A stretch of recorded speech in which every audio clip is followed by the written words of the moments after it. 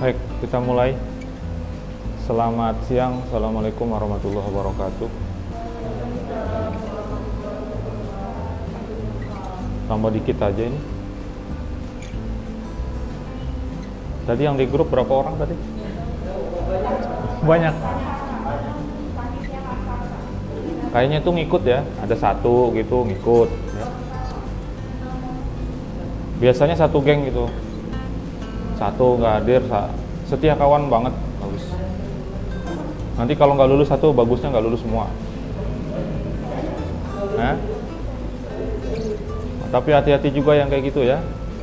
Bisa jadi kalau pas kena dia maunya selesai sendiri nanti. Nah, berhati-hati ya. Baik, kita mulai materi yang ke-10 atau pertemuan yang ke-11 dari mata kuliah Dasar Manajemen dan Bisnis. Yang kita bahas hari ini tentang analisis kelayakan bisnis. Analisis kelayakan bisnis, kita melihat kelayakan usaha baru itu seperti apa, kemudian dari sisi kelayakan teknisnya, lalu peluang pasar, kelayakan finansial atau keuangan, kemudian kemampuan perusahaan, ada lagi kelayakan dari sisi persaingan dan juga merencanakan proses bisnis. Di pertemuan selanjutnya itu ada lagi analisis proses bisnis. Ya. Oke, ini kelayakan usaha baru ya. Kenapa perlu dilihat usaha baru itu dilihat layak atau tidak untuk dilaksanakan, untuk di launching, untuk dipublikasikan usaha barunya ya. Perlu kita mengadakan riset nanti ya, ketika membuat usaha baru itu harus pakai riset, harus diteliti walaupun tidak secara resmi. Misalnya urutan-urutan penelitian itu dilaksanakan, nggak mesti harus kayak gitu, tapi kita harus melihat dulu situasinya ya. Kenapa? Karena sudah banyak biaya yang dikeluarkan untuk usaha baru, tidak sedikit yang gagal ya, lebih banyak yang gagal sebetulnya. Kenapa? Karena tidak diteliti dulu, tidak diperhatikan dulu. Ketika melihat momen misalnya langsung dibuka gitu tanpa memikirkan nanti kedepannya gimana ya. Boleh jadi ya bisnisnya berhasil tapi sebentar aja, habis itu nggak ada lagi ya. Contoh yang paling saya sampaikan adalah Batu Akik, terus apa lagi tuh yang konten digital kemarin tuh punyanya si Ghazali. Nah, itu sama, itu sekarang nggak ada lagi. Jadi kemana tuh duitnya yang orang beli foto selama 2 tahun tuh tiap hari itu 365 kali 2 berapa foto? Katanya cuman ketinggalan 2 kali foto dalam 2 tahun itu. Sekian foto itu dibeli hampir 2 miliar. Yang beli ini nyimpan fotonya si itu buat apaan coba? Wah, dijual lagi. Yang mau beli siapa kira-kira? Nah, gitu ya. Jadi kita perlu melihat itu nanti ya. Perlu penelitian yang komprehensif. Kalau komprehensif itu menyeluruh, sistematis, ngurut ya. Nah, terhadap kelayakan dan kemampuan bisnis baru memperoleh laba jangka panjang. Kalau jangka pendek mungkin bisa ambil, tapi kita sudah paham pada saat ini kita sudah lihat, oh ini sebentar aja. Ya udah, kita terjun di situ. Habis itu kita harus sudah siap bahwa itu akan ditutup gitu ya usahanya. Nih, kegagalan usaha baru itu biasanya karena apa? Pengetahuan tentang pasarnya tidak memadai ya, nggak cukup. Tidak belajar dari beberapa contoh-contoh yang lain ya, nggak melihat pasar secara, bukan pengetahuan pasar tidak memadai itu bukan nggak tahu pasar sama sekali. Misalnya pasar bukan. Pasar dalam arti market tuh ya pasar juga ya. Pasar itu yang menjadi objek usaha nih, nanti dijadikan target pasar. Nah, perlu dilihat ya. Nah, bisa jadi gagal usaha itu karena produknya salah, produknya nggak dicari orang. Contohnya apa?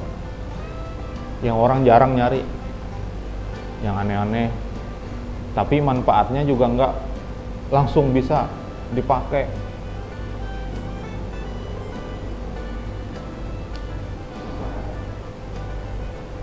Ya, Usaha pemasaran dan penjualan tidak efektif. Ini dari sisi mempromosikannya dan cara menjualnya juga tidak bagus. Banyak. Ada orang yang tidak ramah. Jadi masuk ya ke dalam situ. Jadi kalau punya usaha makan umpamanya, tempatnya itu juga akan mempengaruhi. Nggak ada kipasnya sama sekali, orang makannya di situ jualan geprek lagi. Nggak ada kipas angin. Kira-kira orang mandi di situ ya kan? Sudah kepanasan ruangan, panas. Yang dimakan, tambah lagi hatinya panas makan di situ. Ya, udah mandi keringat, udah besoknya nggak ke situ lagi dia. Nah, akhirnya apa? Gagal, nggak bisa berkembang usaha kayak gitu ya. Itu perlu diperhatikan. Kalau saya secara pribadi, saya nggak bisa bedain. Misalnya makan mie ayam atau bakso misalnya ya. Di sini enak, di sana kurang enak, itu nggak bisa. Kalau saya, lidah saya sama aja. Yang penting saya kenyang sudah. Tapi saya mempertimbangkan tempatnya. Tempatnya ini enak. Yang jualan tuh diajak ngobrol juga enak. Udah. Akan datang lagi saya ke situ. Kalau masalah rasa itu relatif aja, ya. Masing-masing orang juga berbeda. Kalau saya tanya kalian, sukanya makan apa? Yang bukan makan ya. Yang sejenis camilan aja. Bakso tuh kan bukan makan. Bakso mie ayam kan bukan makan. Ada yang suka mie ayam di sini? Tuh, yang enak di mana? Saya tanya. Ini bukan promo ya. Di mana? Ada yang di situ. Kan sekarang punya cabang banyak ya. Terus yang lain. Pernah nyobain yang lain-lain nggak? Di mana lagi? Itu di mana? Jalan apa? Saya baru dengar soalnya. Nanti saya datangin situ. Oh, situ. Berarti dekat ini, Simpang 3. Oke. Ada yang pernah ke Bejo? Bejo. Ya Sudarso ada, di Jalan Cilikriwut ada, dekat rumah saya ada Jalan Raja Wali. Ada. Oh iya, ini usaha. Bagian dari usaha ya. Nah, saya tanya, sama kan namanya sama, warnanya juga sama. Saya tanya, Mas, ini sama sana, sebenarnya sama aja cabang atau gimana? Atau hanya kesamaan nama aja? Oh, yang di sana itu adik saya, sana adik saya. Oh, pantas namanya sama. Terus katanya, sama Bejo Motor apa hubungannya? Oh, nggak ada kalau itu katanya. Bejo Motor yang jual mobil. Oh, jadi saudaranya ini sama, yang sama-sama jualan mie ayam ternyata. Istri saya lebih suka yang dia Sudarso. Kalau saya ngikut aja, karena saya yang penting tempatnya enak, orangnya diajak ngobrol sudah. Sama lidah bisa diatur gitu. Kalau saya ya. Jadi jangan ditanya. Susah nih kalau saya. Nggak enak di situ katanya, tergantung. Ya. Lanjut ya. Ada tekanan pesaing yang tidak disadari. Nah, bentuk tekanannya ini macam-macam. Bisa menekan secara langsung. Ya. Misal nih, ini susah nih lah. Kalau persaingan ini susah nih. Kalau persaingan sampai bisa main fisik bisa. Main gaib bisa. Saya pernah dengar cerita ada 2 buah warung warung sebelahnya itu nggak pernah kelihatan sama orang. Cerita seperti itu pernah dengar. Nah, ternyata setelah dicek ada sesuatu yang digantungkan di buah gerobaknya. Itu saingan tuh. Oleh pesaingnya sebelah. Pantas katanya keluarganya lewat di situ, kok saya lihatnya tutup terus. Dan itu terjadi dengan keluarga saya. Mulai dari cara yang halus. Cara halus itu mereka bikinnya dalam secara gaib ya. Bikinnya itu dari tidak kelihatan sampai yang kelihatan jelas. Siang hari ngelempar air kotor di depan kafenya, di halaman depan dilempar, disiram. Itu siang hari. Pantesan adiknya sendiri yang lewat di situ, kenapa tutup terus katanya. Loh, kakaknya bilang yang di situ mana pernah tutup, kan buka terus. Ada yang dijagain sama binatang-binatang. Orang mau datang itu nggak jadi, karena takut. Padahal nggak ada wujudnya, cuman pada saat lewat kelihatan ada, oh nggak jadi gitu. Nah itu persaingan. Ada lagi dengan cara secara fisik ya. Secara fisik itu misalnya biasanya persaingan ini yang bentuknya sama usahanya. Misal sama-sama mie ayam tadi ya. Nanti ada yang hilang alatnya, pancinya tiba-tiba hilang gitu. Kalau apa lagi, bengkel misalnya ada peralatannya yang hilang gitu ya. Nah itu susah ya, maka perlu berhati-hati. Kemudian ketika membuat promosi juga jangan sampai menyinggung yang lain ya. Terus produknya terlalu cepat usang. Usang ini bisa secara fisiknya usang, artinya rusak ya. Bisa juga usang itu dari sisi kegunaannya. Ini tiba-tiba beli, wah kepakainya cuma 2 hari, habis itu nggak kepakai lagi. Alatnya masih baik ya, tapi nggak kepakai ya, seperti itu. Kemudian waktu memulai usahanya tidak tepat. Sekarang musim hujan. Iya, musim hujan. Nah, sekarang musim hujan. Ya. Dari kemarin-kemarin padahal hujannya. Cuman jualan jas hujannya baru sekarang. Ya udah keduluan orang, udah tahu orang. Bahkan sekarang jas hujan modelnya aja macam-macam. Apalagi yang buat anak-anak. Wah.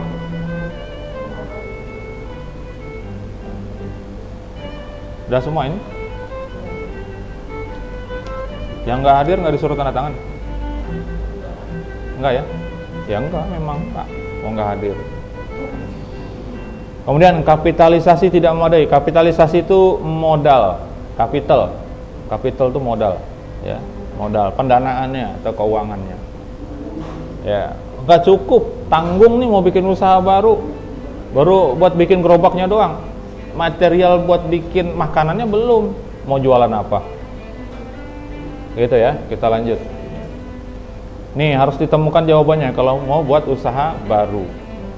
Apa yang harus dilakukan untuk mengimplementasikan? Implementasi itu menerapkan gagasan usaha baru, baik itu produk ataupun jasa ya. Jadi punya nih gagasan tentang usaha baru nih. Ini apa yang harus dilakukan untuk bisa menerapkan itu, melaksanakan usaha baru nih gimana? Yang kedua, bisakah dijual produk atau jasa ini? Bisa dijual. Ada lagi sambungannya, berapa biayanya? Biaya ini berkaitan dengan harga produk atau jasanya, berkaitan juga dengan biaya produksinya. Kalau biaya produksinya lebih besar, sangat besar ya, kemudian bisa dijual, bisa. Biaya produksinya lumayan mahal. Terus orang yang menggunakan target pasarnya tadi itu sedikit, kira-kira yang keempat ini akan terpenuhi apa enggak? Mampu mendatangkan laba atau tidak? Pasti nggak bisa ya. Biaya produksinya besar, yang bakal make itu sedikit, pasti nggak bisa. Maka ketika bikin usaha baru dilihat dulu ya.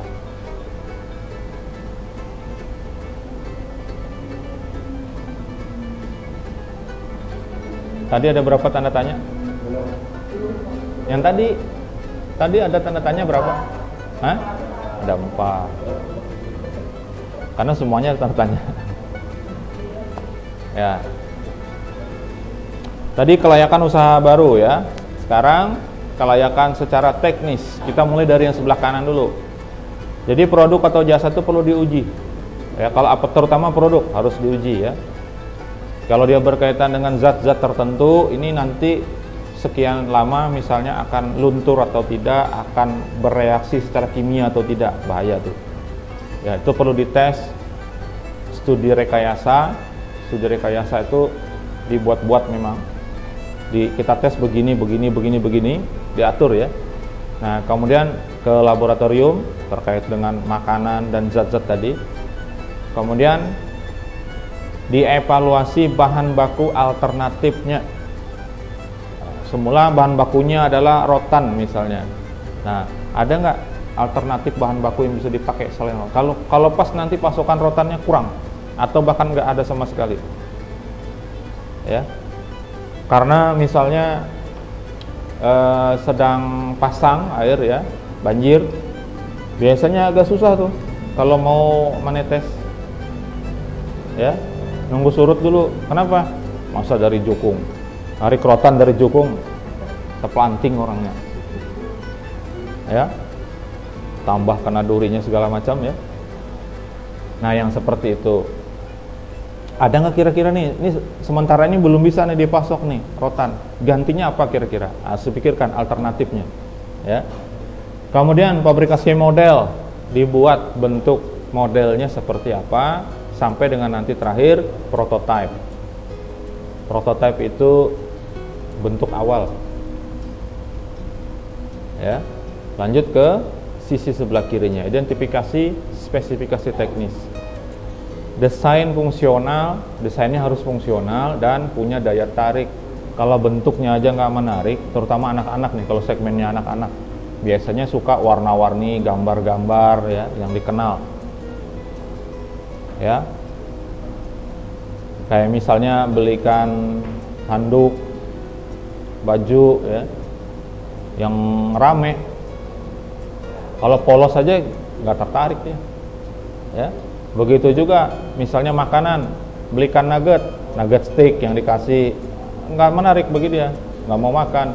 Tapi kalau dibelikan nugget yang bentuknya huruf, angka, terus yang bentuk dinosaurus, ada tuh ya, macam-macam bentuk, suka dia mau.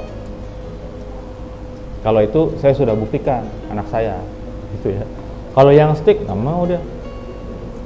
Tapi pas bentuk dinosaurus sampai 2 habis. Sambil jalan-jalan, sambil main-main, habis.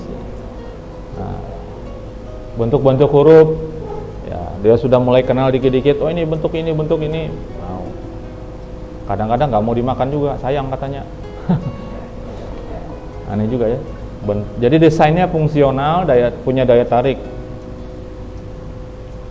Desain fungsional itu maksudnya gimana? Desainnya fungsional.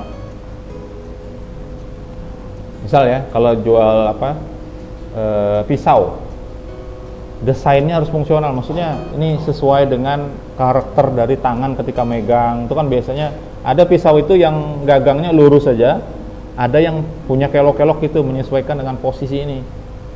Nah, yang kayak gitu ya. Lalu fleksibel, produk ini harus fleksibel. Kalau ada demand dari masyarakat, dari konsumen, maunya yang seperti ini, harus mau ngikutin. Kalau enggak, ditinggal nanti ya. Bahayanya kalau ada pesaing tahu, yang tangkap duluan.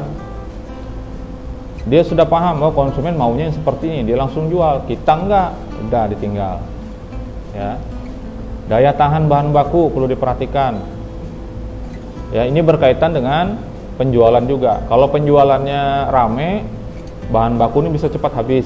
Artinya walaupun daya tahannya sebentar, tapi kan sudah terjual. Gitu ya. Sebelum diproduksi maksudnya ini. Ya, kalau setelah diproduksi banyak yang beli, oke, nggak jadi masalah nih sebentar. Tapi kalau dia kemungkinan akan tertahan lama bahan bakunya, rugi nanti ketika belum sempat dibuat, sudah kedaluarsa misalnya. Kemudian harus bisa diandalkan, pastilah ya, aman dan tidak menimbulkan bahaya. Nah, terus gimana kalau orang jual pisau segala, kan bisa menimbulkan bahaya. Gimana nih?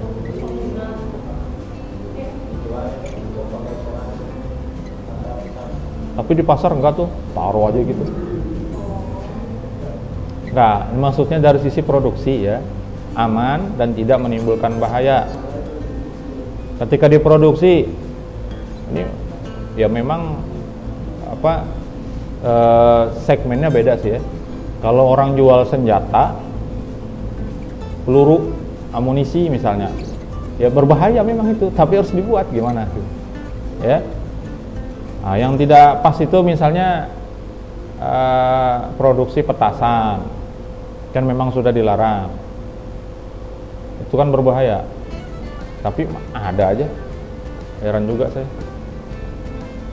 Kalau narkoba kan nggak hilang-hilang, kita tahu. Kemarin kan itu judi online marak karena itu, ya tahu kita.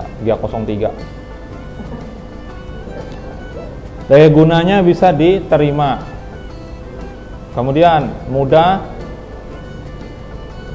untuk dirawat dan biayanya rendah produknya ini. Jadi kalau beli jual mobil yang sekali perawatan harus ganti semuanya, orang nggak akan beli, gitu ya. Sama dengan komputer dan sebagainya, alat-alat apapun kalau perawatannya itu sulit, kemudian mahal, itu akan ditinggal. Dan percayalah, akan ada testimoni dari orang, dari pembeli itu pasti akan ada ngomong. Yang paling keras, paling cepat dan paling keras dari sisi hantamannya kepada usaha itu adalah lisan, komentar secara lisan. Secara lisan itu diomongkan secara langsung atau ditulis lisan maksudnya, ya. Karena tulisan ini mewakili lisan. Dia mau ngomong nggak bisa nyampaikan ke orangnya, langsung ditulis di Twitter gini, wah sana gini, habis. Ya, kemudian terstandardisasi, ada standarnya. Makanya ketika memproduksi sesuatu itu ada syarat-syarat yang harus dipenuhi, standar-standarnya. Kalau dia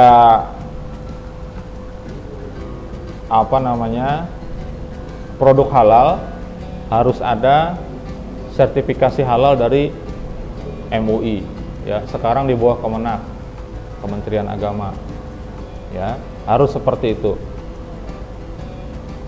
Kemudian lagi misalnya di produk-produk kemasan itu biasanya memunculkan, pernah lihat ya, ada bentuk segitiga, kemasan plastik terutama, kemasan makanan, baik itu berupa mangkok, berupa toples kecil. Biasanya di bagian bawahnya itu ada tanda segitiga gini, ya, ada panahnya gini, 1, 2, 3. Terus di dalamnya ada angka, ya. Di dalamnya ada angka, itu menunjukkan daur ulang berapa kali, atau menunjukkan ini alat ini, kemasan ini bisa dipakai sekian kali. Setelah itu akan berubah. Maka itu salah satu jaminan ya, ketika melihat ada seperti itu. Ini sudah dipakai berapa kali. Jangan juga dipakai-pakai terus, berbahaya. Ya. Ada plastik itu yang tidak tahan dengan panas dalam jangka waktu lama. Kalau dia kelamaan, zat-zat kimianya keluar, berbahaya. Kemudian secara teknis, kemudahan diproduksi dan diproses, ya, lalu mudah ditangani. Pada saat proses produksinya itu mudah ditangani. Kalau ribet banget, biasanya yang seperti itu memang kelasnya beda. Ya, contohnya apa? Contohnya pengerjaan produk tertentu yang dibuat dengan tangan. Ya, itu ribet itu. Penanganinya juga susah, tapi biasanya nilainya tinggi.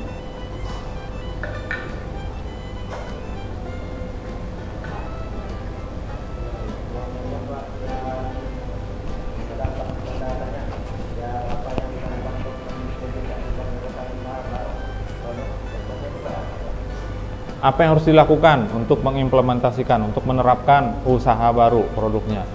Dari awalnya sebetulnya menyiapkan modalnya, menyiapkan desainnya, produk itu seperti apa. Ini produknya kan kita ngomong belum ada wujudnya. Nah, sekarang kita mempertanyakan itu, mikir aja lah kita apa produknya kira-kira. Nah, setelah kita mikir produknya ini, sudah kebayang tuh apa yang perlu dipersiapkan, ada apa yang akan dilakukan, ya nggak? Misal mie ayam lagi. Produknya adalah mie ayam, tapi bentuknya jangan kayak gitu. Bentuknya kan keriting. Kalau mie, bikin yang beda. Misalnya lurus, tapi bentuknya supaya muat di mangkok gitu loh. Nah, seperti itu. Atau yang pernah makan seblak, kerupuknya itu kan kerupuk mentah. bentuknya macam-macam. Ada yang lurus tipis-tipis, ada yang bentuk bunga, ada yang bentuk yang lain. Sekarang ditambahin makaroni lagi. Kemarin-kemarin nggak ada. Nah, seperti itu ya. Terus kerupuknya warna-warni pula ya. Nah, seperti itu. Jadi ketika kita, apa yang akan kita lakukan? Kita mengimplementasikan produk baru ini, caranya gimana? Kita bayangin dulu produknya apa, baru kita bisa lihat seperti apa. Tapi yang pasti, tanpa kita membayangkan, yang pasti itu modalnya. Yang kedua, yang mengerjakannya siapa? Kalau nggak dikerjain, nggak akan jadi nih. Ya, kita sendiri, oke, kita sendiri, nggak apa-apa. Modalnya nggak terlalu besar, kita sendiri. Itu sudah ada bayangan tuh, apa yang harus dilakukan. Nah, kemudian setelah memproduksi, diapain lagi? Perlu dipasarkan, seperti itu. Masarkannya gimana? Harus dipromosikan, dikasih tahu. Cara ngasih tahunya gimana?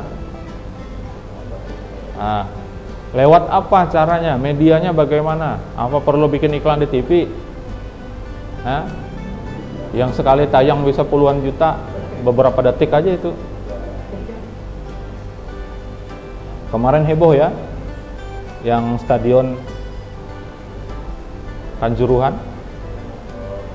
Kan itu di apa namanya, ini berkaitan dengan bisnis ya. Kan dikritik kalau bisa pertandingan jangan malam, ternyata nggak bisa, tetap dijadwalkan malam. Kenapa? Karena di stasiun televisi itu ada aturan produk rokok tidak boleh tayang di jam-jam aktif anak-anak. Jadi ke atas tuh, jam 8 ke atas baru iklan rokok boleh tayang. Kalau pertandingannya siang, rokok nggak ngiklan dia. Kenapa? Orang yang lihatnya malam.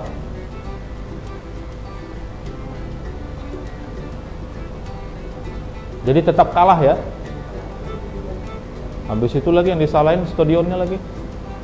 Nanti dirubuhkan, kita bikin lagi yang baru. Alah. Yang menyebabkan orang mati sekian ratus itu yang harus diproses.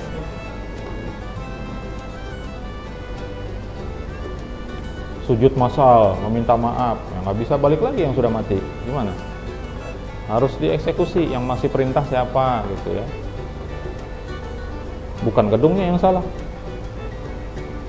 Lain kalau misalnya rubuh, kan hanya beberapa pintu yang dibuka menurut berita ya. Ya solusinya gimana? Ya bukain semua pintu, kan banyak pintunya. Kenapa malah dirubuhin? Ada lagi. Jadi seperti itu ya, kita bayangin dulu nih produknya apa.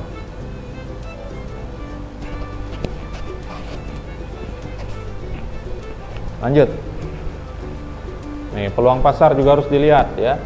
Tujuan pemasaran adalah memenuhi permintaan konsumen. Kita memasarkan sesuatu tujuannya adalah untuk memenuhi permintaan. Kalau nggak ada yang minta, mau jual apa? Gitu ya. Nah, kita melihat peluang pasar itu perlu melakukan yang namanya riset. Apa itu? Mengumpulkan, mencatat, menganalisis secara sistematis atas informasi yang berkaitan dengan pemasaran dan jasa. Informasi ini informasi apa?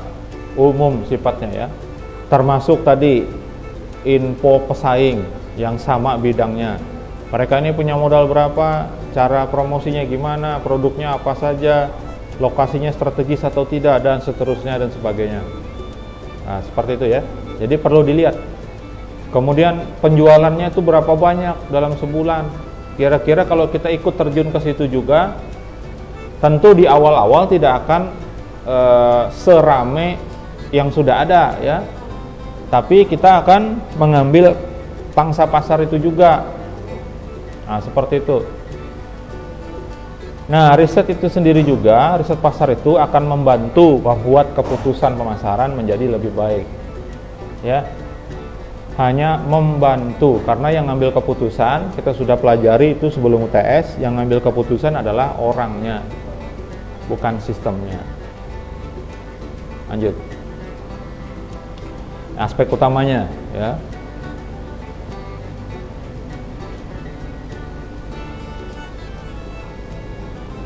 Penelitian potensi pasar.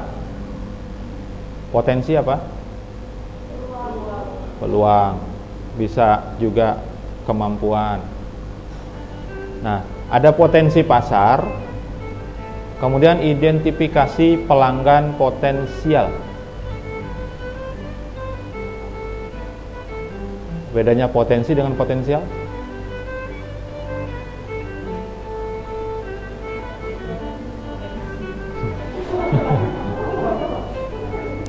Iya, betul. Potensial itu ada potensi, ada kemungkinan, ada peluang gitu ya. Pelanggan potensial maksudnya yang pelanggan yang kemungkinan memang akan jadi pembeli gitu ya. Memang akan jadi. Kalau potensi pasar, peluang di pasarnya. Kalau pelanggan potensial, pelanggan yang mungkin ya. Kata-kata pelanggan di situ bukan diartikan orang itu sudah berlangganan dengan kita, konsumen. Konsumen itu kan belum tentu dia beli sama kita, namanya konsumen. Kelompoknya namanya konsumen ya. Jadi konsumen yang nanti kemungkinan akan membeli produk seperti itu. Lalu analisis seberapa besar perusahaan bisa memanfaatkan potensi pasar itu. Ada peluang-peluangnya, ini bisa dimanfaatkan atau tidak. Nanti kaitannya banyak itu dengan modal iya, dengan orangnya SDM iya, dengan strateginya iya, semua masuk. Ya. Kemudian penentuan peluang nyata pasar dan risiko-risiko melalui uji coba pasar. Memang harus dites. Tapi cara ngetesnya apakah ngeluarin produknya? Enggak juga. Bisa juga melalui survei dulu. Nah, jika ada produk seperti ini, nanti ujung-ujungnya apakah Anda akan membeli? Itu. Tapi belum ada produknya, kita survei dulu.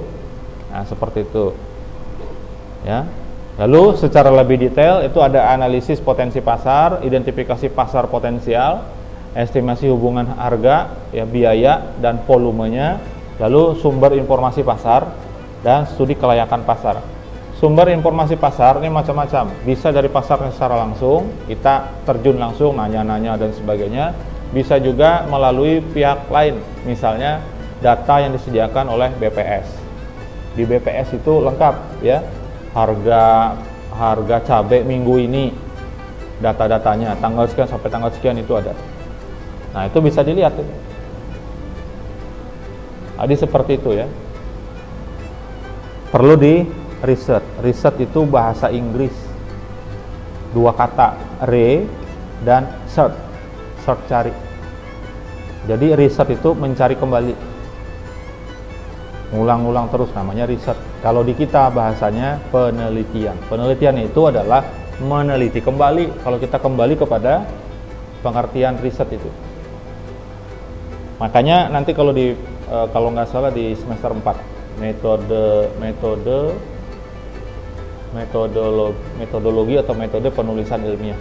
Nah, itu berkaitan dengan penelitian. Apa saja macam-macam penelitian, jenisnya gimana, caranya seperti apa ketika meneliti. Nah, itu ada.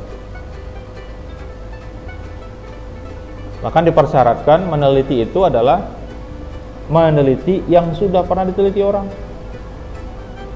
Saya tuh agak kurang sependapat dengan dosen saya waktu S2. Apa sih di dunia ini yang belum diteliti orang, katanya? Semuanya sudah diteliti. Kita itu mengembangkan aja lagi, punya orang tuh diteliti ulang atau dilanjutkan dan seterusnya. Lah, saya mikir cuman kan nggak berani bantah. Nah, kalau ketulahan tuh kalau bahasanya kualat. Lah, dulu orang waktu meneliti pertama kali itu kan belum ada yang neliti, dia yang pertama kali. Lah, sekarang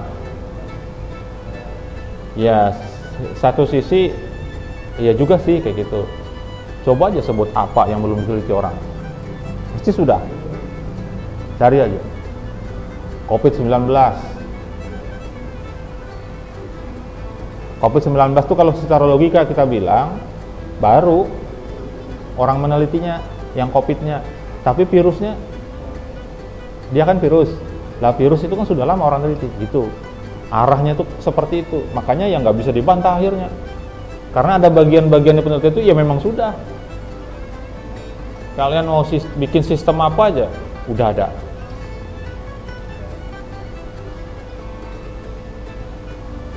Sistem parkir, misalnya gimana caranya lahannya cuma segini nih, Tapi yang parkir di sini mobil bisa 20, gimana caranya?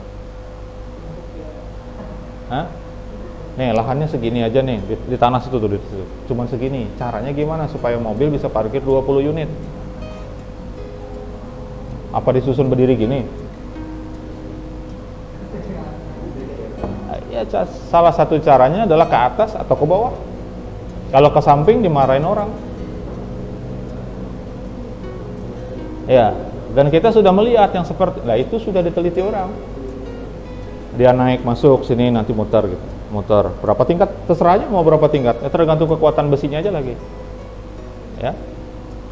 Apalagi kalau lihat di YouTube di Jepang parkir sepeda, cuman masukin depan kayak lift gitu aja sudah lepas.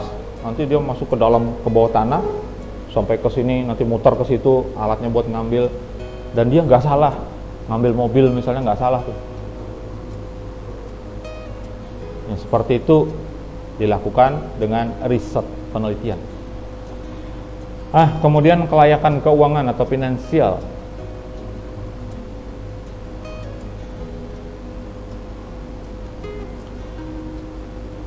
Memang UUD ya, ujung-ujungnya dolar. Duit, ujung-ujungnya duit enggak. Kita sudah bahas kemarin ya, apa sih yang dicari orang di dunia ini hidup? Ada yang bilang ketenangan, nggak ada duit ya gelisah juga. Kebanyakan duit gelisah juga mikirin duitnya, aman apa enggak, susah ya. Maka yang bagus adalah cukup, dah itu aja. Cukup. Gimana supaya cukup? Iya dirasakan cukup. Enggak bisa enggak? Ya. Kalau dalam istilah Islam ada ya. Hadis khairul umur awsatuha. Sebaik-baik urusan adalah yang pertengahan. Makan sedikit dengan makan kebanyakan salah. Secukupnya aja makan. Pertengahan.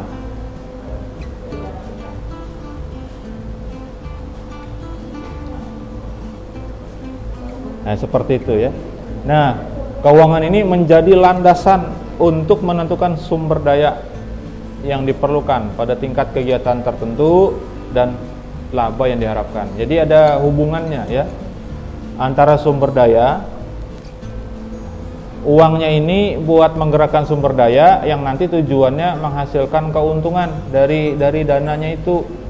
Nah, nanti ada lebihnya apa enggak? Kalau enggak ada, ya nggak usah aja dilaksanakan. Bakal dibilang rugi sih enggak, cuman nggak ada lebihnya. Ya, itu perlu dipertimbangkan. Nah, kebutuhan finansial dan pengembalian atau return ya bisa sangat berbeda tergantung pada pemilihan alternatif yang tersedia. Jadi jenis usahanya seperti apa, langkah-langkahnya bagaimana, itu juga akan menentukan keuangan yang berbeda. Kalau langkah seperti ini agak jauh stepnya, mungkin perlu biaya lebih banyak, seperti itu ya. Ada yang langsung lebih sedikit dan seterusnya. Kemudian perlu juga dalam analisis keuangan itu, analisis kelayakan keuangan, misalnya membakar duit. Bakar duit. Contohnya bakar duit, Shopee itu bakar duit tuh. Tokopedia, apalagi Bukalapak dan yang lain-lain. Coba aja. Kira-kira gratis ongkir itu ngirimnya pakai apa? Enggak kan? Bisa pakai kapal, bisa pakai pesawat kan? Bisa pakai motor juga. Nah, bisa jalan kaki bisa juga. Bisa ngirimnya ya. Tapi biayanya dari mana? Gratis ongkir. Kita itu siapa? Lah, gratis ongkir. Itu dari kita. Saya sering memanfaatkan itu. Gratis ongkir. Ada yang kalau di Shopee itu 41.000 jadi Rp1.000 aja. Lah yang nanggung 40-nya siapa ini? Hah? Dari mana dia dapat uang? Dari mana? Nah, gitu ya. Cuman kita aja yang nggak tahu ya. Kalau di marketplace itu kita mengiranya gratis. Kita pakai itu gratis sebenarnya. Sebenarnya iya gratis. Kita pengguna akhir. Tapi toko-toko itu supaya pencarian dia itu naik di atas. Dia diprioritaskan untuk muncul di atas ketika mencari kata kunci yang dia tentukan, itu bayar. Nah, di situ mereka dapat uangnya satu ya, sumbernya satu. Kemudian yang kedua itu dari sisi pencarian. Kemudian yang kedua memang ada iklan. Kita beriklan di situ. Contoh kayak Shopee. Ketika kita nyari sesuatu, biasanya muncul duluan di atas ada tulisannya ad. AD. Ad ya. Ad itu iklan artinya. Nah, dia bayar itu. Belum lagi yang di pencarian teratasnya. Itu bayar juga. Di situ dia dapatnya. Tapi kecil nilainya kalau kita bandingkan, kira-kira nih kita mikir ya, se-Kalimantan Tengah aja atau se-Palangkaraya lah kira-kira. Dalam sehari ini kira-kira ada beli kira-kira berapa orang yang beli? Banyak itu kira-kira berapa? 2 Pak? Kan banyak juga. Anggaplah 10 ya. Anggaplah 10 dalam sehari ini 10 di Palangkaraya. Kalau se-Kalteng kali 14 kabupaten kota ya. Berarti berapa? 140. Ongkos kirimnya 40.000. 140 dikali 4 sama dengan tuh 560. Saya nggak ngitung ya, saya percaya aja. Oke ya, 560.000 sehari mereka menggratiskan ongkir. Padahal itu bisa lama tuh, bisa seminggu ya. Itu baru di Kalteng. Nah, kali 30 berapa provinsi? Ayo.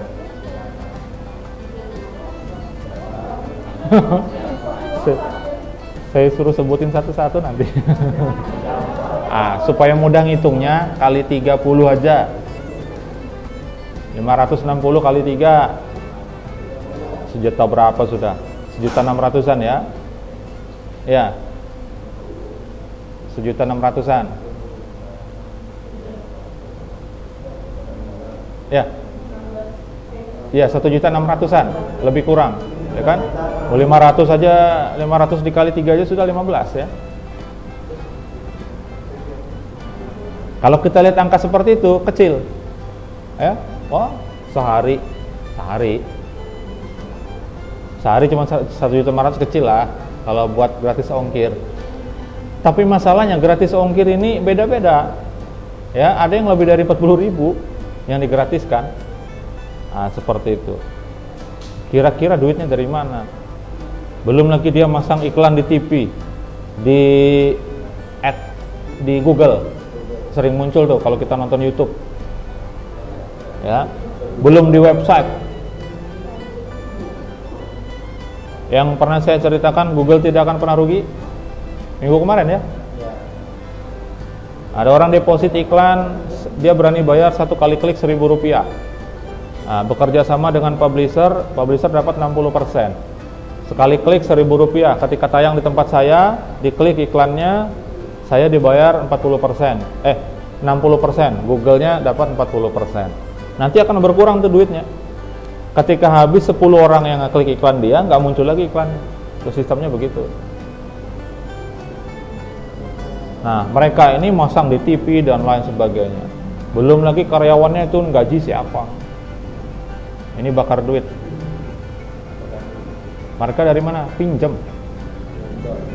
Maka kemarin sempat ada isu yang beredar itu Bukalapak itu akan kolaps.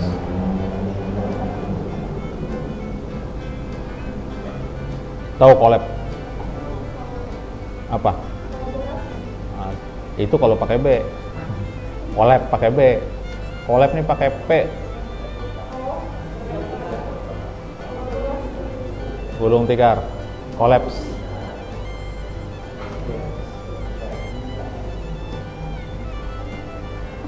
Tapi ada yang nyuntik dana, tak hidup lagi.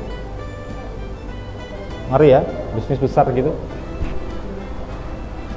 Oke, lanjut. Jadi tergantung pada pemilihan alternatif yang tersedia. Mau pakai cara yang mana, itu biayanya berbeda. Pendekatan analisis finansial, ya.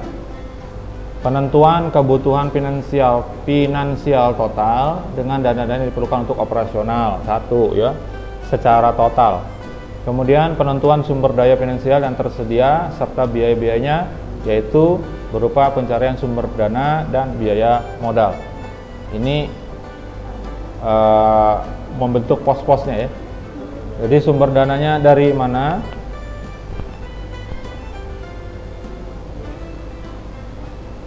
Kemudian untuk apa dan seterusnya. Penentuan aliran kas di masa depan yang bisa diharapkan dari operasi dengan cara analisis aliran kas pada selang waktu yang relatif singkat, maksudnya secara periodik. Itu kita sudah bisa dapat gambaran nanti ke depan gimana. Dari misalnya dalam beberapa bulan, per bulan misalnya, katakanlah seperti itu ya, aliran kasnya. Kita akan lihat itu trennya itu seperti apa naik, apa dia turun dan seterusnya. Itu sudah bisa memprediksi nanti untuk bulan berikutnya.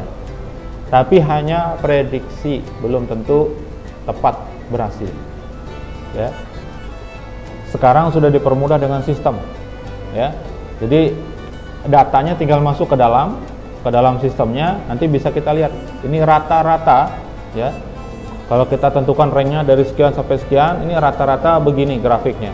Nah, dan itu tidak dipakai untuk langsung dipakai sebagai keputusan, tidak. Hanya untuk membantu aja, menggambarkan bahwa seperti ini keadaannya. Kalau mau diambil sebagai keputusan, terserah, ya. Resiko tetap ada. Resiko untung, resiko rugi.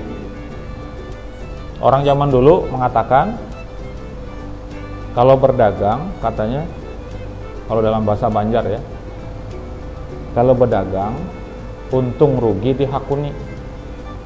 Hakun, tahu hakun? Mau, hendak. Tapi nanti kalau menggunakan kata-katanya belum tentu sama gitu ya. Kalau aku hendak dengan ikam, lain aku hakun dengan ikam. Gitu ya. Nah, kalau berdagang, untung rugi dihakuni. Nah, tapi kalau pemainan, tahu pemainan? Bukan, pemainan. Ulu barusik, tahu barusik? Barusik tahu? Bahasa Bakumpai. Barusik apa? Judi. Kalau pemainan, kalau bahasa orang Banjar pemainan. Kalau pemainan, kalah menang dihakuni. Sebenarnya ada filosofinya kata-kata gitu. Kalau berdagang, untung rugi dihakuni.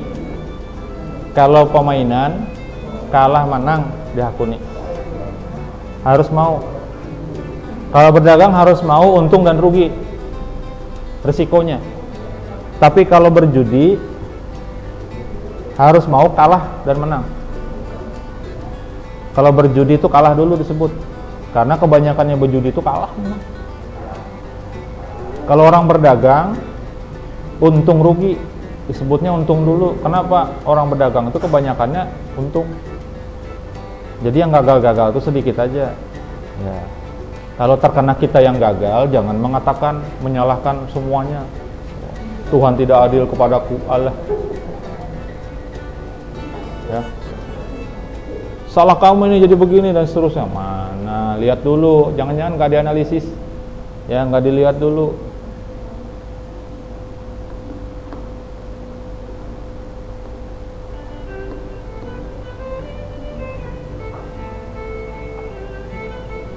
Di kampung orang nggak ada yang pakai sepeda motor, yang dijual oli dan sebagainya, yang beli siapa? Kan gitu. Lihat dulu, analisis dulu, makanya dilihat yang diperlukan masyarakat. Tadi apa pemasaran tadi dulu? Konsumen ini pengennya apa supaya mudah. Kalau kita di kampung buka usaha apa yang diperlukan orang? Banyak yang kerja di hutan, capek dia, usaha buka atau usaha pijit. Gitu. Jangan ditambahin plus-plus.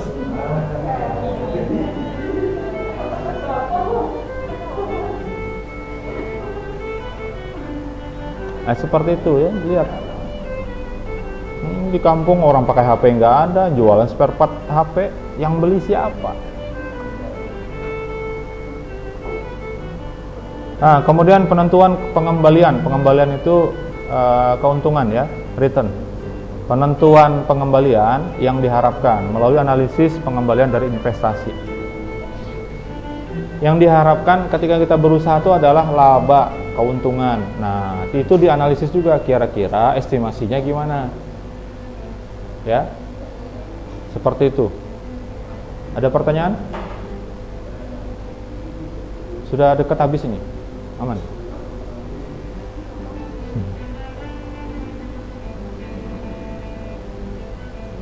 Hari ini yang ke-11 ya, berarti masih ada berapa lagi? 5 materi lagi ya.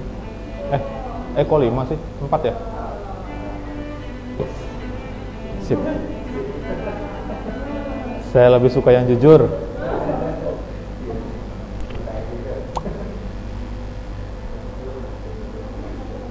Kejujuran bagus, tapi lihat sikonnya. Lihat sikon. Kalau nanti bakal mencelakakan, jangan juga.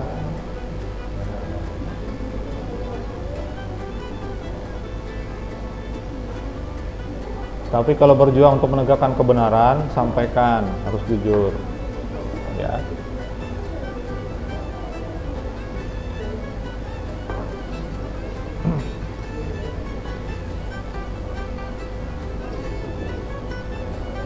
Ya, ini analisis kaitannya dengan kemampuan perusahaan. Kemampuannya di sini berkaitan dengan sumber daya yang dimiliki, ya.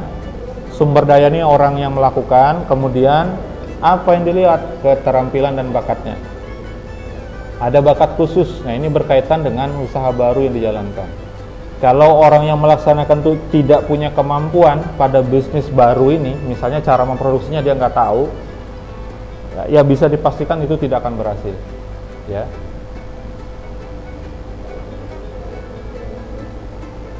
Tapi ada beberapa pekerjaan yang memang hampir semua orang bisa. Misal jual balon, semua orang bisa niup. Saya sampai dikasih sambil ngobrol itu tadi yang saya katakan, saya makan kalau masalah enak dengan tidak relatif, ya. Tapi di tempat itu sering ngobrol sama yang jualan. Kebetulan orangnya tua juga, punya pengalaman, jadi enak. Anak-anak muda zaman sekarang katanya pilih-pilih pekerjaan. Betul, saya setuju, memang kelihatan. Pilih-pilih itu bahkan tidak dianggap bekerja kalau kerjaan itu tidak di kantor, belum dianggap bekerja. Bahkan ada orang tua sekalipun yang seperti itu mikirnya, ada. Kalau belum jadi PNS belum kerja namanya katanya, ada yang seperti itu. Ini perlu dirubah ya. Kan lebih baik kita punya miara tuyul online kemarin ya. Iya nggak? Santai aja di rumah tuh, bisa berinteraksi dengan keluarga di rumah, dengan orang tua dan sebagainya. Waktu kita itu banyak dengan keluarga, tapi penghasilannya ada. Kira-kira lebih baik seperti itu daripada bekerja keluar siang malam, nggak ngumpul sama keluarga dan seterusnya. Kalau dalam keadaan terpaksa ya mau gimana lagi, sudah itu kan pilihan ya. Tapi kalau kita disuruh memilih, lebih baik memilih pekerjaannya santai. Kalau perlu nggak kerja sama sekali, tapi duitnya datang. Ya tuyul tadi, tuyul online. Nah, untuk sampai ke situ ya harus ada usaha dulu, kemana-mana seperti itu. Kayak tadi finansial harus ada dulu modalnya. Ya, misalnya jadi publisher ya, jadi publisher iklan, jadi YouTuber ya harus menyediakan produknya apa. Kira-kira produknya apa tuh? Kalau kita menyediakan video tuh namanya dikatakan apa? Bisa dikatakan produk atau jasa dia? Video. Itu termasuk produk atau jasa? Ayo. Ya video, YouTuber tuh dia menyediakan video, tayangan-tayangan gitu ya. Nah, itu termasuk produk atau jasa?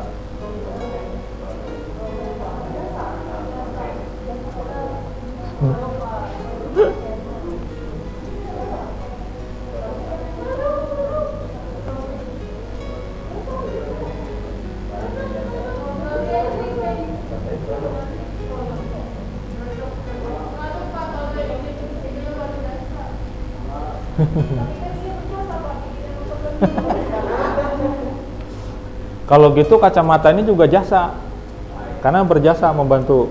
Ya, tahu nggak nih kalau saya pakai kacamata saya ini? Tahu nggak kalau saya pakai kacamata? Tahu ya? Udah itu, kan tahu. Masa bilang nggak tahu? Tahu nggak saya pakai kacamata? Ya udah. Gimana sih kalian ini? Mikirnya terlalu ribet. Saya kan nanya, tahu nggak saya pakai kacamata? Tahu ya? Kalau lihat saya pakai kacamata bilang nggak tahu, memang parah. Apanya Pak yang nggak tahu saya?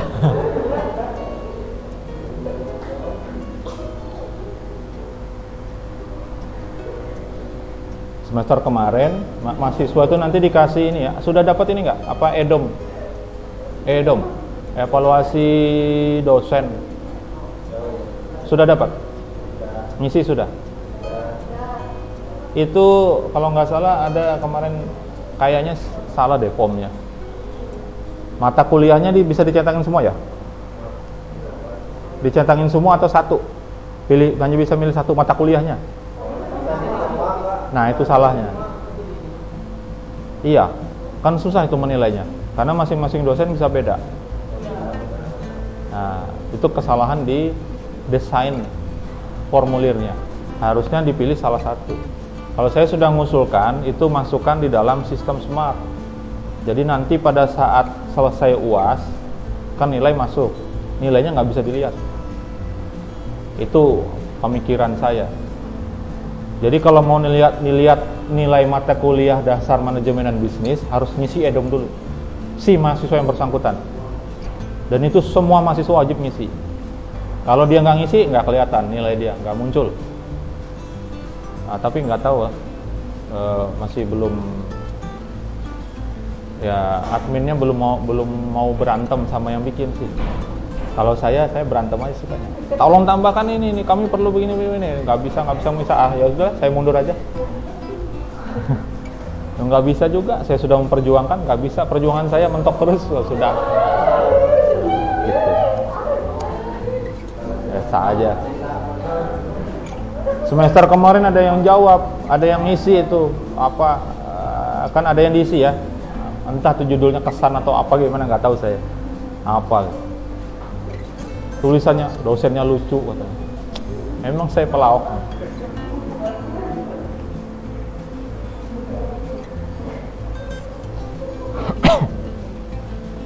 Saya pernah ketemu dosen yang nggak lucu sama sekali. Itu tegang pokoknya. Saya nggak suka cara begitu. Saya cari-cari aja kira-kira kalau saya begini lucu apa enggak. Tapi itu ngalir. Ternyata lucu-lucu aja sih. Ada aja yang ketawa walaupun satu orang. Tapi kan lucu bagi dia. Saya nggak tahu juga apa benar lucu atau memang dia menghormati saya aja, nggak tahu. Oke ya, jenis keterampilan dan bakat personalia bagaimana yang tersedia dan struktur organisasi apa yang ada. Ketika memulai usaha baru, dilihat yang sudah ada di organisasi ini apa. Ya, keterampilan dan bakat orangnya itu seperti apa. Itu dijadikan analisis ya sebagai nanti kualitas atau standar dari kemampuan perusahaan. Kalau mau menjalankan produk ini mencukupi atau tidak. Jenis organisasi apa dan keterampilan apa yang pada akhirnya dibutuhkan dalam penerapan usaha baru. Setelah diteliti ternyata kita mau buka usaha ini tadi yang mau dibayangkan tadi ya, melaksanakannya seperti apa harus ada bayangannya. Lihat nih, ini bikin ini, oke. Lihat di dalam organisasi kita ada nggak orang yang bisa melakukan itu? Ya, itu masuk ke yang pertama. Yang kedua, pada akhirnya yang dibutuhkan. Ya, kalau ternyata yang dibutuhkan orangnya sudah ada, jalan tuh. Ya. Nah, kemudian yang ketiga, keterampilan dan bakat apa yang akan, ini belum. Setelah usaha baru ini jalan, tadi sudah ada yang menangani, orangnya sudah ada. Kalau tidak ada di organisasi kita, itu apa? Bagaimana? Ya, cari orang, oke, cari orang. Sudah masuk. Berikutnya, berkaitan dengan kemampuan perusahaan adalah keterampilan dan bakat apa yang akan dibutuhkan jika usaha baru tersebut mulai berhasil dan tumbuh. Jadi perlu dikembangkan lebih lanjut.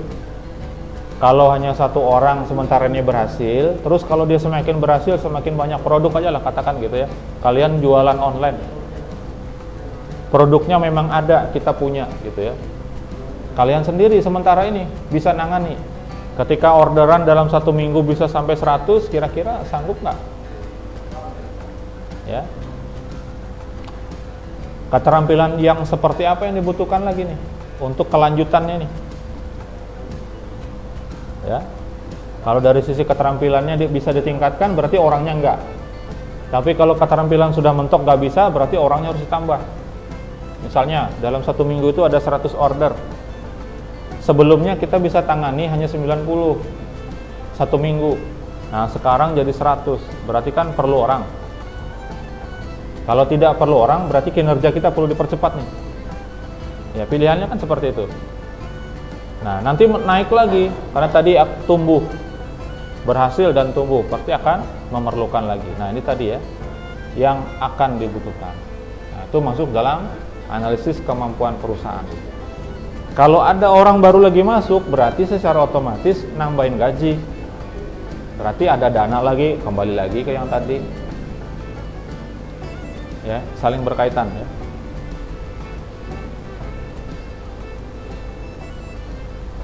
Ada berapa tanda tanya di situ tadi? Slide sebelumnya.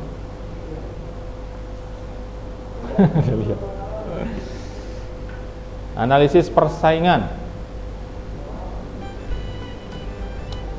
Analisis persaingan ya. Nah, setiap bisnis usaha umumnya menghadapi 2 jenis tekanan persaingan. Ada persaingan langsung dari produk dan jasa itu yang identik ya. Identik itu produknya sama. Jual beli sampo, produk sampo sama gitu ya, pada pasar yang sama. Beda kalau targetnya beda, misalnya sampo anak dengan sampo orang dewasa, itu kan target beda ya.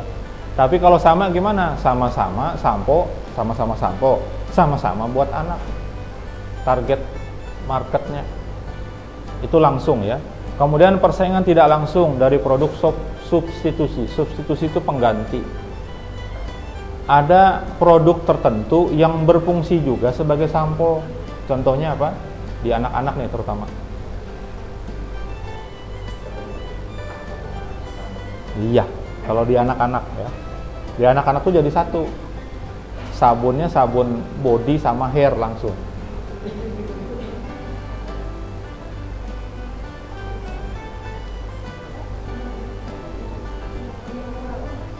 Ada yang pakai sabun mandi sekaligus buat sampoan?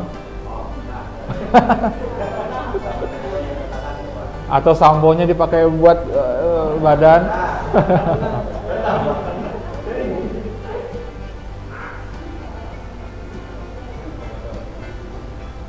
Saya termasuk yang paling males sampoan ya. Makanya saya enggak. Makanya saya datang ke tukang cukur enak ngomongnya.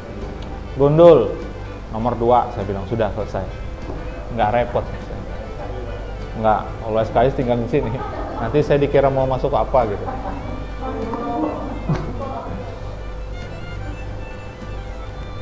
Padahal saya sebetulnya pengen manjangin rambut sampai bisa diikat. Oh, saya dulu sampai ke belakang sini rambut saya waktu kuliah. Mahasiswa S1 biasanya gitu. Tapi kalau S2 jangan, biasanya udah rapi kalau mahasiswa S2. Apalagi kalau kita lihat di luar negeri, dosen-dosen itu nggak karuan tuh, ngajar pakai celana pendek, pakai topi koboi. Kalau saya kayak gitu di sini, nggak kuliah gitu, ngelawak aja, yang nggak cocok ya. Ya, ada pesaing besar potensial yang perlu diwaspadai ya. Pesaing besar yang potensial. Kemudian strategi dan taktik pesaing dan dampaknya terhadap operasi usaha baru. Jadi pesaing itu punya strategi macam-macam. Ketika kita baru launching sebuah produk, pesaing itu akan mikir juga. Ya, dia akan ikut nganalisis. Kenapa? Itu kira-kira kalau dia bikin seperti itu, katakanlah gini ya, di depan sana tuh, di jalan itu kosong masih. Ada aja satu orang situ bikin kios di situ. Orang lain pada mikir. Dia akan melihat, ini ramai apa enggak, gitu ya. Kemudian yang perlu diperhatikan dan analisis persaingannya adalah keuntungan persaingan tertentu dari usaha yang direncanakan dan termasuk pengembangan strateginya seperti apa. Ya. Jadi keuntungan persaingan juga perlu diperhatikan.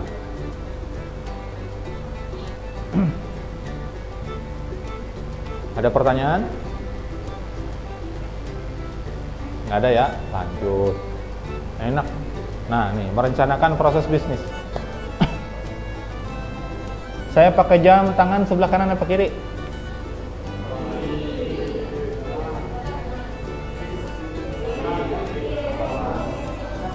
Saya pakai jam tangan di tangan kanan saya atau tangan kiri saya?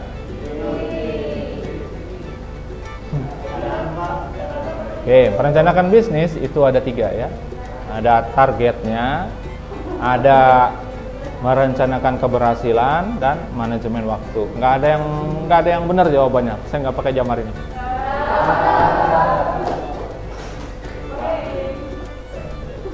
Sebenarnya bukan nggak pakai jam, saya lupa, itu aja. Karena jam saya itu ada jadwal sholatnya, jadi bunyi alarmnya kalau pas waktu sholat. Ya. Dah, jangan diterusin, bunyi itu jangan diterusin, nanti ada yang salah paham.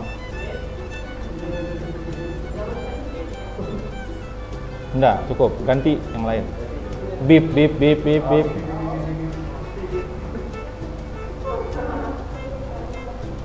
Ya, yang perlu direncanakan dalam proses bisnis, pertama kita harus menentukan target, kemudian merencanakan keberhasilan. Nah, ini penting. Kenapa? Karena selama ini kita itu menghadapi sesuatu itu suram. Ini bagaimana ya? Nanti ke depan beberapa tahun yang akan datang nih gimana ya saya? Saya makan apa nanti dan seterusnya. Mikirnya kan gitu. Itu kan suram mikir. Hah? Harusnya mikirnya gimana? Gimana ya kalau beberapa tahun ke depan tuh saya kebanyakan duit? Duitnya saya apain ya? Coba gitu ya. Hah? Daripada mikirnya negatif. Kan kebanyakannya gitu. Apalagi orang-orang tua. Makanya nanti ditanya orang tua kalian itu, dan jangan mengecewakan orang tua. Saya ingatkan ya, nggak usah pacaran. Kalau punya hubungan kayak itu nikah aja langsung. Atau kalau nggak tahan, nanti tahan, lulus dulu.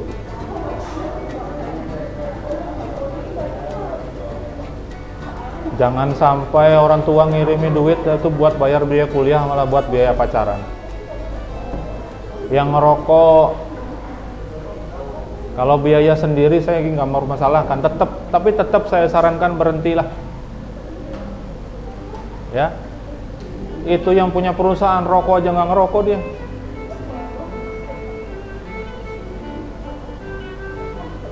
Di luar negeri sana harga rokok mahal, supaya apa? Supaya orang nggak ngerokok. Jadi memang spesial hanya untuk orang-orang yang kaya saja kalau mau merokok ya.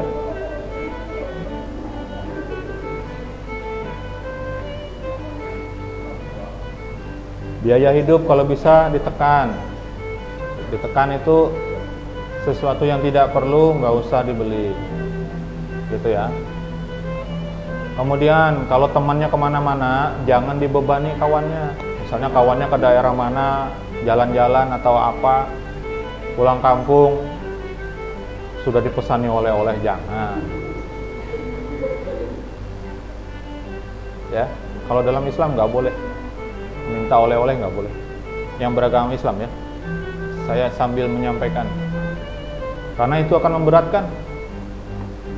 Ya, dia akan mikir, aduh pulang nanti beli apa ya, duitnya habis. Nah, kayak gitu ya. Terus nitip beli sesuatu, kalau murah ya nggak apa-apa kalau ada duitnya. Tapi kalau mahal jangan nitip, kasih uangnya dulu. Ini ekonomi mulai muncul nih, gitu ya, berkaitan dengan bisnis. Terus kalau bisnis juga sama, ketika menjalankan bisnis, kalau teman yang punya usaha itu jangan ngutang sama kawan. Kalau perlu itu dikasih lebih kawan. Ini enggak, kebalikan ya. Mau beli sesuatu sama kawan yang jualan, kita beli. Harganya sekian. Dengan kawan jangan segitu harganya, malah minta murah. Ada yang minta gratis. Udah dikasih 5.000, nggak ada kah bonusnya? Alah. Harusnya dikasih lebih. Kawan, supaya usahanya maju. Ya. Jadi dalam proses bisnis, target itu sebagai pilar atau pijakan kita ya, pegangan. Apa? Karena target itu bisa untuk memotivasi kerja. Pastilah ya. Kerjanya akan lebih bagus. Kemudian memacu keinginan, karena pengen ini, pengen itu, punya target, dia akan berusaha untuk mencapai. Memacu cara kerja, tadi kerjanya, sekarang cara kerja. Kalau cara kerjanya itu begini, langkah-langkahnya, dia pasti akan mikir kalau punya target. Kalau dengan cara lain bisa apa enggak nih? Nah, akan nyari cara bagaimana supaya lebih efektif dan lebih efisien. Insya Allah itu akan saya keluarkan lagi di UAS ya, insya Allah. Efektif dan efisien.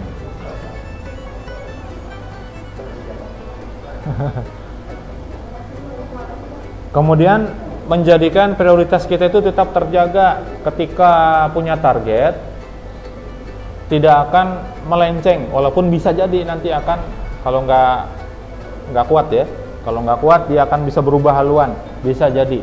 Tapi kalau punya target, dia akan bisa menjaga target itu untuk dicapai dulu. Lalu bisa memaksimalkan potensi, ya tadi kaitannya dengan yang di atas. Memberi kekuatan untuk hidup saat ini. Iya, karena punya target, saya akan berhasil. Target saya nanti tahun depan misalnya akan begini. Nah, dia akan punya semangat untuk hidup saat ini ya. Kemudian target juga akan membuat komunikasi jadi lebih lancar. Kalau dia dalam sebuah organisasi, itu komunikasi untuk mencapai target itu akan lebih lancar, pasti itu. Ya. Kemudian memacu semangat dalam organisasi, betul. Nah, merencanakan keberhasilan. Jadi kalau bikin usaha, jangan ada keraguan ketika membuka. Biasanya kalau ada keraguan itu sudah ada bayangan, ada sugesti negatif lah kalau saya bilang, ya. Usaha akan gagal. Kalau setengah-setengah, apalagi seperempat aja.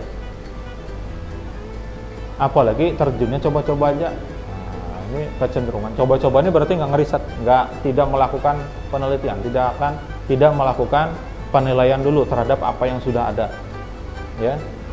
Jadi perlu membulatkan tekad, harus kuat, punya semangat berhasil. Nah, punya perencanaan target, ada target yang akan dicapai dan itu ada batas waktunya. Target pertama ini, target kedua ini, target ketiga ini dan seterusnya harus ada. Ini paling penting nih, kaitannya dengan UUD. Jujur kepada diri sendiri tentang apa yang diinginkan dalam hidup. Dalam hidup ini pengennya apa?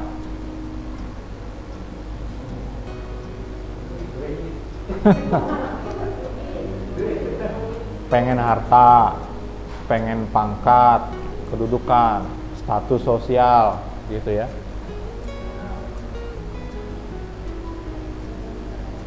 Apalagi? Ya nggak apa-apa yang seperti itu, jujur aja kepada diri gitu, supaya target itu bisa dicapai. Karena kalau nggak bisa. Nah, kuatkan keyakinan dan kemampuan diri, bukan yakin mampu diri, ya, tapi dikuatkan juga kemampuan. Maksudnya terus diasah, terus ditingkatkan kemampuan, gitu. Lalu bekerja sesuai rencana. Ini yang kadang-kadang bikin gagal. Targetnya sudah ada, rencananya seperti ini, rencana kerjanya, tapi tidak diikuti. Nah, ini yang kadang-kadang bikin mungkin tetap berhasil, tapi waktunya jadi lewat. Ya, targetnya tercapai tapi waktu jadi lebih lama. Karena apa? Karena bekerjanya tidak sesuai dengan rencana.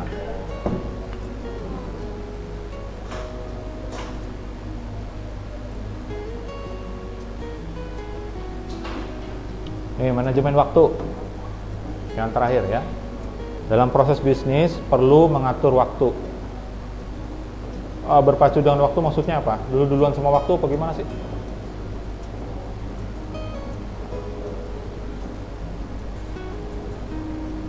Hah? Berpacu dengan waktu apa maksudnya?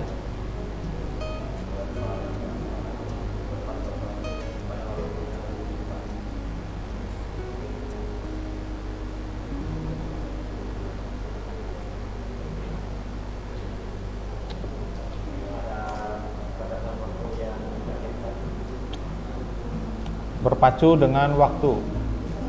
Kenapa?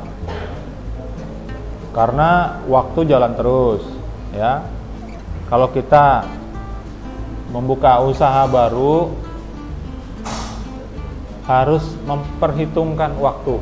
Ya, betul tadi kaitannya dengan target, dengan batas waktu itu. Sama aja dengan kalian ini juga. Ya.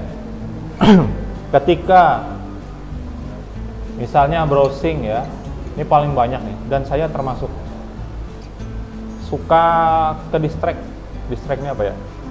Keluar dari jalur.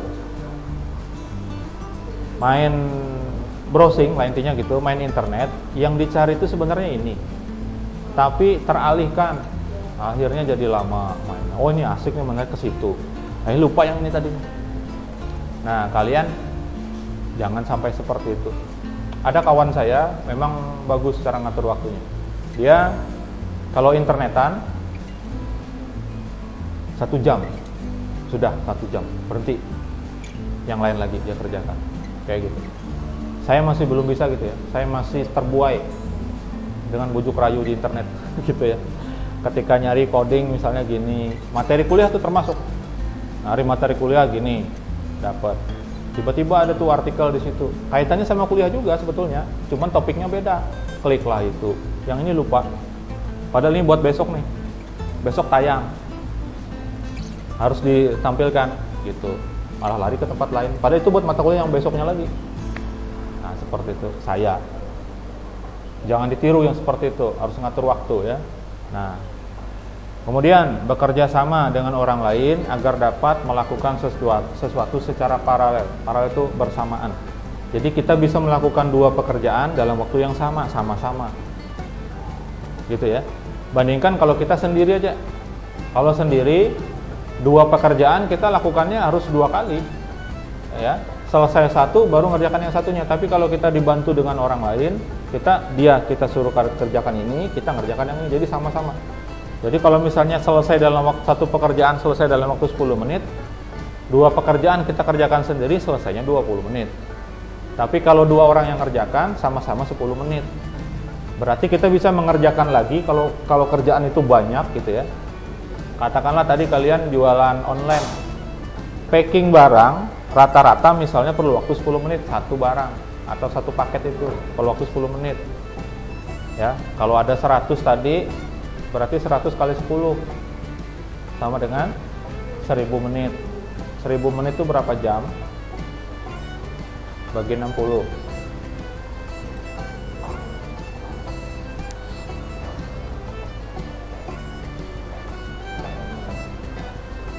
Berapa?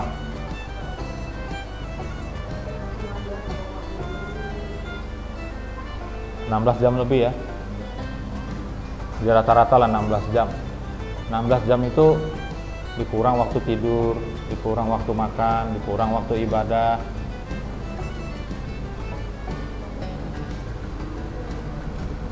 Kalau dikerjakan oleh 2 orang,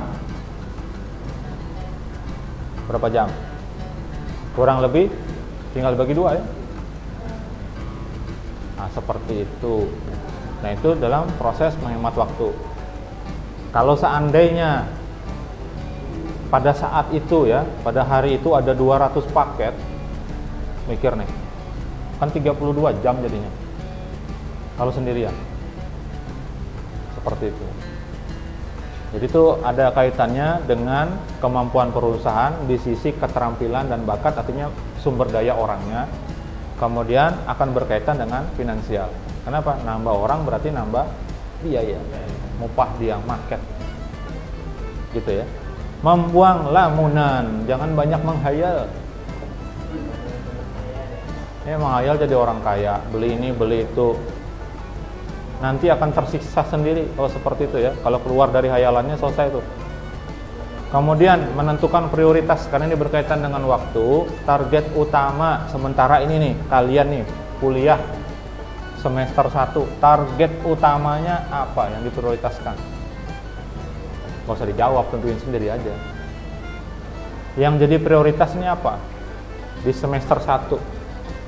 Targetnya tentuin juga. Targetnya IPK-nya maksimal. Maksimal itu berapa? Kali 4,1. Kan saya bilang nggak mungkin gitu. Tapi yang perlu ditentukan kalau IPK, yang perlu ditentukan itu bukan target maksimalnya 4, enggak. Minimal dapat berapa? Misalnya 3,50. Nah, usaha yang dijalankan nih berkaitan dengan ini juga nih. Sama. Karena termasuk bagian dari bisnis, urusan. Berpacu dengan waktu ke sini datang. Kadang-kadang kalau hujannya pagi itu sudah pada nanya mahasiswa, "Pak, nanti siang kita masuk nggak? Hujannya pagi."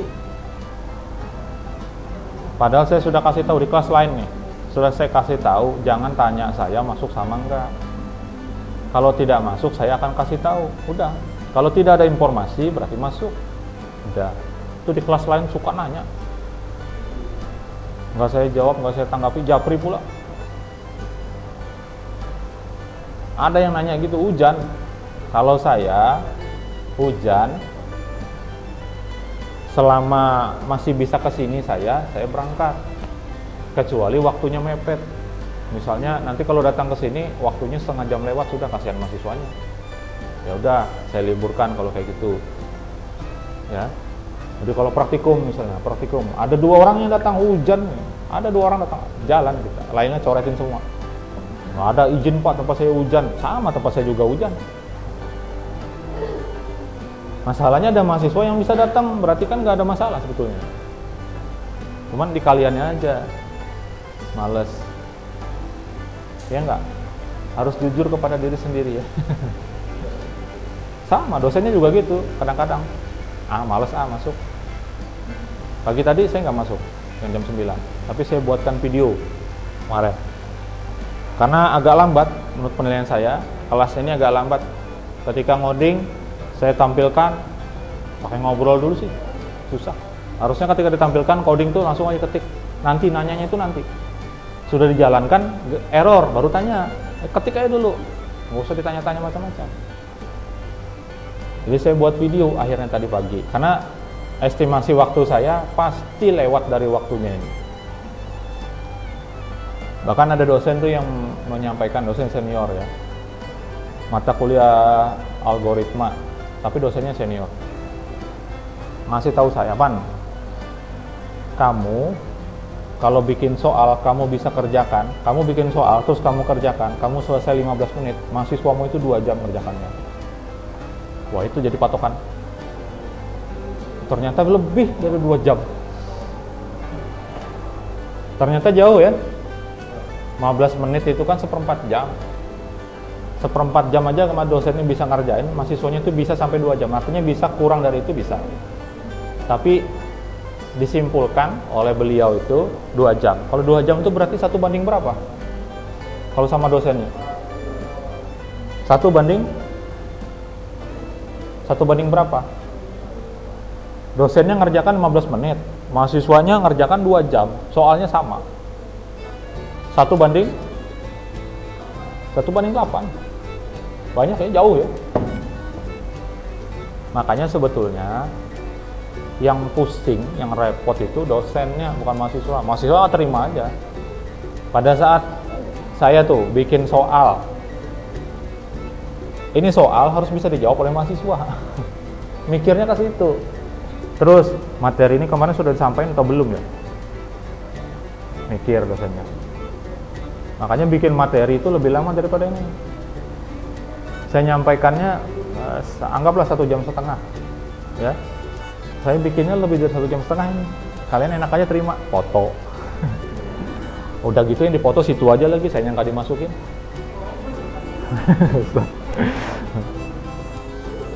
Nah, seperti itu ya.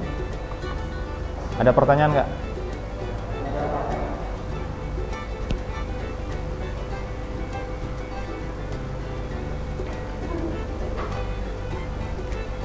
Nggak ada? Kalau tidak ada, cukuplah sih. Ya.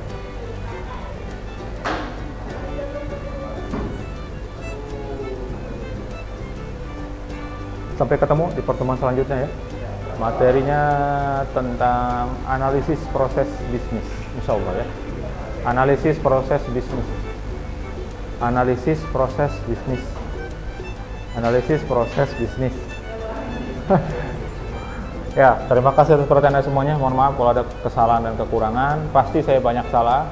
Saya mohon maaf ya. Tapi saya akui untuk pertemuan hari ini sedikit lebih tenang. Mungkin karena yang bikin ribut nggak turun ya. Nggak tahu saya. Oh betul. Berarti sama merasakan dong. Betul. Baik.